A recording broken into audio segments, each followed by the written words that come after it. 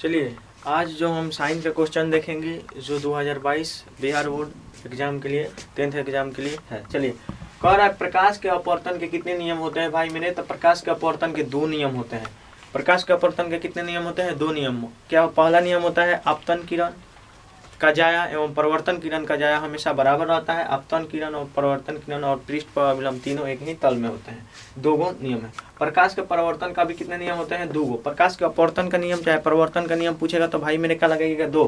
सरल सूक्ष्मदर्शी में किसका उपयोग होता है? तो सरल सूक्ष्मदर्शी में उत्तल लेंस का उपयोग होता है। सरल सूक्ष्मदर्शी में उत्तल लेंस का उपयोग होता है। कह रहा है किसी माध्यम के अपवर्तनांक का मान कितना होता है? तो अपवर्तनांक का मान होता है sin i बटा sin r। sin i बटा sin r, इसी को क्या कहते हैं? स्नेल का नियम भी कहते हैं। चलिए इस दर्पण का द्वारा प्रतिबिंब सीधा एवं छोटा होता है। तो भाई सीधा और छोटा होता है हमारा उत्तल दर्पण। जब भी छोटा का बात करें तो उनका क्या बनेगा? उत्तल दर्पण हमेशा क्या होता है? सीधा एवं छोटा दर्पण, मतलब सीधा एवं छोटा बनाता है प्रतिबिंब। कौन? उत्तल दर्पण। चलिए आगे क्वेश्चन। चलिए 6 नंबर जो हमारे पास क्वेश्चन है जो भाई हजामत बनाने के लिए किस दर्पण का प्रयोग किया जाता है? तो भाई मेरे हजामत बनाने के लिए अवतल दर्पण का प्रयोग किया जाता है। हजामत बनाने के लिए अवतल दर्पण का प्रयोग। उसके बाद सर्च लाइट की परिवर्तक सतह किसका होती है? तो अवतल दर्पण। सर्च लाइट में भी किसका प्रयोग होता है? अवतल दर्पण। सोलर कुकर में भी किसका प्रयोग होता है? अवतल दर्पण। आंख नाक कान के डॉक्टर जो होते हैं विशेषज्ञ किस दर्पण का प्रयोग करते हैं? अवतल दर्पण। कह रहा है उत्तल लेंस में बना प्रतिबिंब कैसा होता है? तो वास्तविक एवं उल्टा होता है।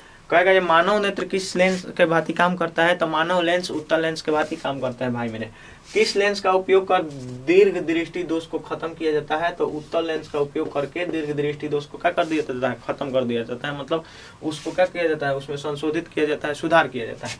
वही पूछेगा जे निकट दृष्टि दोष को कैसे दूर किया जाता है? तो भाई मेरे निकट दृष्टि दोष को दूर करने के लिए अवतल लेंस का प्रयोग किया जाता है और जरा दृष्टि को दूर करने के लिए अवतल लेंस का प्रयोग किया जाता है। निम्न में से किस लेंस की फोकस दूरी धनात्मक होती है? तो भाई मेरे उत्तल लेंस की क्या होती है? फोकस दूरी क्या होती है?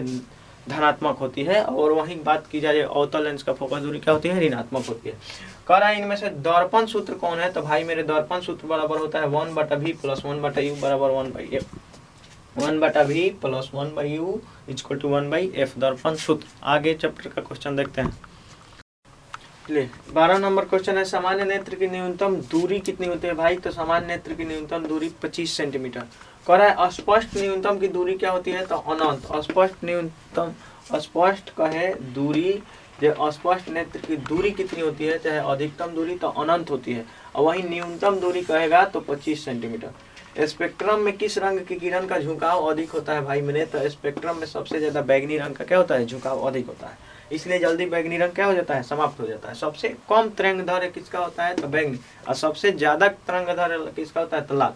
जो नेत्र निकट दृष्टि को साफ साफ नहीं देख सकता उस नेत्र में क्या हुआ है? तो भाई जो नेत्र निकट दृष्टि को साफ साफ नहीं देख सकता उसे दूर दृष्टि दोष हो गया है। क्या हो गया है? दूर दृष्टि दोष हो गया है। आंख का व्यवहार मतलब करती है तो आंख हमेशा उत्तल लेंस की तरह काम करती है। भाई आंख कैसे काम करती है? तो उत्तल लेंस की भांति काम करती है। चाहे कैमरे किसके भांति काम करता है? तो उत्तल लेंस के भांति काम करता है। किस दृष्टि दोष के लिए अवतल लेंस का प्रयोग किया जाता है? तो हमेशा जो होता है निकट दृष्टि दोष के लिए किसका प्रयोग किया जाता है? अवतल लेंस का प्रयोग किया जाता है। निकट दृष्टि दोष के लिए अवतल लेंस और वही कहा जाए जो दूर दृष्टि दोष के लिए किसका? तो उत्तल लेंस का प्रयोग किया जाता है। आगे क्वेश्चन। चलिए 18 नंबर क्वेश्चन है निम्नलिखित में से कौन नेत्र का रंगीन भाग होता है? तो भाई निम्नलिखित में से कौन सा नेत्र का रंगीन भाग है? तो कॉर्निया होता है। हमारे पास क्या है? कॉर्निया। कॉर्निया जो होता है नेत्र में क्या होता है? रंगीन भाग को कहते हैं। कह रहा है तारे की टिमटिमाने के कारण क्या है? तो वायुमंडलीय इसका क्या होता है? अपवर्तन होता है। वायुमंडलीय क्या होता है? अपवर्तन। तारे के टिमटिमाने का कारण क्या होता है भाई? वायुमंडलीय अपवर्तन। मानव नेत्र के लिए दृष्टि का अस्तित्व कितना होता है? मानव मतलब नेत्र में जो देखा जाता है वह कितना देर तक रहता है? यही पूछ रहा है क्वेश्चन। तो 1/10 सेकेंड। 1/10 सेकेंड। उसके बाद काम किसका होता है? ब्रेन का होता है। उसके बाद ब्रेन याद करता है। कह रहा है विद्युत आवेश का SI मात्रक क्या होता है? तो विद्युत आवेश का SI मात्रक कूलम होता है। भाई विद्युत आवेश का SI मात्रक क्या होता है? कूलम। विद्युत आवेश का SI मात्रक कूलम। आमीटर को विद्युत परिपथ में कैसे जोड़ा जाता है? तो आमीटर को श्रेणी क्रम में जोड़ा जाता है। आमीटर को किस क्रम में जोड़ा जाता है? श्रेणी क्रम में जोड़ा जाता है।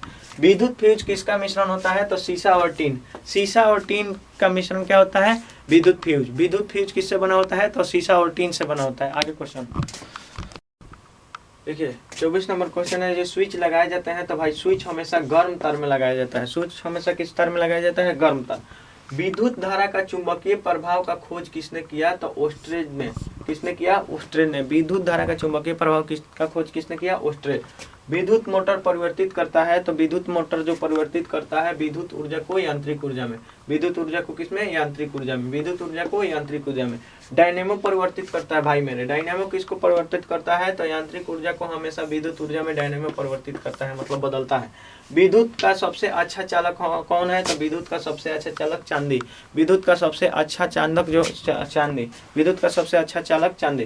कौन ऐसा अधातु है जो विद्युत का सुचालक है? तो भाई मेरे ग्रेफाइट। क्या है? ग्रेफाइट। क्या है? ग्रेफाइट। आगे क्वेश्चन 30 नंबर है क्वेश्चन में भाई जी, निम्न में से कौन बायोगैस ईंधन का स्रोत नहीं है भाई? तो इनमें से नाभिकीय ऊर्जा जो है हमारा बायोगैस ईंधन का स्रोत नहीं है। इसमें लकड़ी हो जाएगा, गोबर गैस हो जाएगा, कोयला हो जाएगा। कह रहे ऊर्जा का सबसे अधिक प्रत्यक्ष एवं विशाल स्रोत क्या है? तो ऊर्जा का सबसे अधिक और प्रत्यक्ष विशाल स्रोत जो है सूर्य। पृथ्वी को किससे ऊर्जा मिलता है? सूर्य से मिलता है। कह रहा है पौनों का देश किसे कहा जाता है? तो पौनों का देश डेनमार्क को कहा जाता है भाई मेरे। पौनों का देश किसे कहा जाता है? तो डेनमार्क को कहा जाता है। हाइड्रोजन बम किस पर आधारित है? तो हाइड्रोजन बम नाभिकीय संलयन पर आधारित है। हाइड्रोजन बम किस पर आधारित है? तो नाभिकीय संलयन बम। मतलब वही पूछेगा जो परमाणु बम किस पर आधारित है? तो नाभिकीय विखंडन पर आधारित है। तारापुर नाभिकीय विद्युत संयंत्र कहाँ है? तो तारापुर नाभिकीय महाराष्ट्र में है। तारापुर कहाँ है? महाराष्ट्र। एशिया का सबसे बड़ा नाभिकीय विद्युत घर है। नाभिकीय विद्युत संयंत्र घर है एशिया का सबसे बड़ा। कौन है? तारापुर, महाराष्ट्र। सूर्य तथा तारों की विशाल ऊर्जा का स्रोत क्या है? तो नाभिकीय संलयन। सूर्य में क्या है? नाभिकीय संलयन। परमाणु बम में नाभिकीय विखंडन है। वहीं हाइड्रोजन बम कहेगा तो नाभिकीय संलयन। कहेगा कि कल्पकम नाभिकीय विद्युत संयंत्र कहाँ है? तो कल्पकम है तमिलनाडु में। कल्पकम कहाँ है? तमिलनाडु। कल्पकम कहाँ है भाई? तमिलनाडु। इसके आगे क्वेश्चन भाई 37 नंबर क्वेश्चन है, जो क्लोरोफिल वर्णक का रंग होता है, तो क्लोरोफिल के कारण क्या होता है? पादप का रंग मतलब पत्ती क्या होता है? हरा होता है भाई मेरे। क्लोरोफिल के कारण ही पादप में रंग क्या होता है? हरा। रक्त में आयरन की कमी से कौन रोग होगा? तो रक्त की कमी को है तब, चाहे रक्त में आयरन होता है, आयरन की कमी से क्या हो जाता है? एनीमिया रोग हो जाता है। क्या होता है? एनीमिया। मनुष्य में वृक्क संबंधित है किससे? तो मनुष्य में वृक्क उत्सर्जन से संबंधित है। किससे? मनुष्य में वृक्क उत्सर्जन से संबंधित है। प्रकाश संश्लेषण की क्रिया में ऑक्सीजन बाहर निकलता है, तो भाई ऑक्सीजन जल से बाहर निकलता है, क्योंकि जल का होता है O2। जल का होता है क्या होता है? O2। ऑक्सीजन यही है O2 H2O क्या होता है? इसी से क्या होता है? बाहर निकलता है। चलिए, मैग्नीशियम पाया जाता है, तो क्लोरोफिल में क्या होता है? मैग्नीशियम पाया जाता है। क्लोरोफिल में मैग्नीशियम का एक अणु पाया जाता है। किसकी उपस्थिति के कारण रक्त लाल दिखाई देती है? तो हीमोग्लोबिन के कारण ही रक्त क्या दिखाई देती है? लाल दिखाई देती है। पीत रस कहाँ से स्रावित होता है भाई मेरे? तो पीत रस जो होता है लीवर से यानी यकृत से स्रावित होता है। पीत रस कहाँ से स्रावित होता है? यकृत यानी किससे? लीवर से होता है। चलिए आगे क्वेश्चन। चलिए 44 नंबर जो हमारे क्वेश्चन है, सामान्य मनुष्य में रक्तदाब कितना होता है भाई मेरे? सामान्य मनुष्य में जो रक्तदाब होता है यानी ब्लड प्रेशर होता है, बीपी कितना होता है? 120 बटा क्या होता है? 80। 120 बटा 80। इसमें 120 क्या होता है? सिस्टोलिक और 80 होता है डायस्टोलिक। सिस्टोलिक और डायस्टोलिक। पूछता है जो सामान्य मनुष्य में सिस्टोलिक कितना होता है रक्त में, तो रक्तदाब में सिस्टोलिक कितना होता है? 120। चलिए, पादप में जाइलम उत्तरदायी है, तो भाई जल को ढोने के लिए यानी जल का संवहन करने के लिए क्यों क्या होता है? जाइलम। और भोजन को कौन ढोता है? तो भोजन को क्या देता है? फ्लोएम।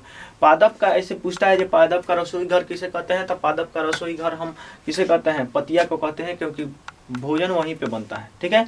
पादप में मतलब प्रकाश को कौन अवशोषित करता है? तो पतिया अवशोषित करता है, इसलिए रसोई घर किसे कहते हैं? पत्ती।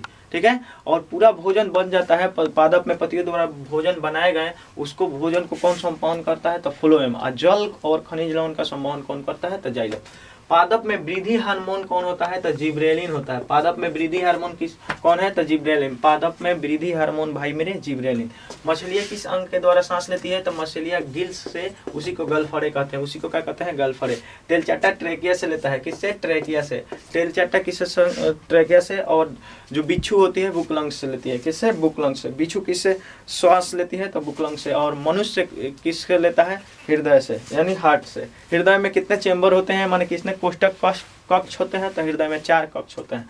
कह रहा है लाल रक्त कण का जीवन काल कितना होता है भाई मेरे, तो लाल रक्त कण का जीवन काल 120 दिन होता है, 120 दिन होता है। कह यहाँ पे 50 नंबर क्वेश्चन है, लाल रक्त का कब्रस्थान किसे कहते हैं, तो 120 दिन हो जाने के बाद जो लाल रक्त कण होता है वह पलिया यानी स्प्लीन में जाकर क्या हो जाता है, मर जाता है। स्प्लीन में क्या हो जाता है, जाकर मर जाता है। चलिए आज के लिए इतना ही, चलिए इसके अगले वीडियो में फिर मुलाकात होगी। जय हिंद।